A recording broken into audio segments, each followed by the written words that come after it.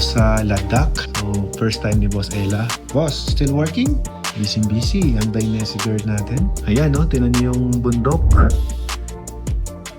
Makapal-kapal ang yelo. Pwede. Mukhang malamig-lamig ang ride natin ngayon.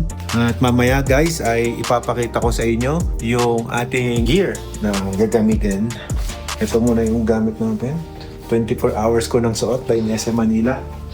Ayan, okay to, komportable. Maganda lang sa travel. Yun. Mag-impake lang kami. Okay, so ipapakita sa atin ni Ella Max yung kanyang mga ni-ready. Kasi siya lahat ang nag-prepare nito. Kanyang kalakas siyang asawa ko yan. Yan talaga si Alfred. Magtatrabaho sa bahay, tapos siya naman ang bahala mag-prepare. Windbreaker and Puro panlamig yan ah. heat-tech and Heat-tech. yung kumot ko na disaksak. Okay. Kasi may lugar tayong malamig, right? Okay. My gear. So yan yung... Gear ko pala.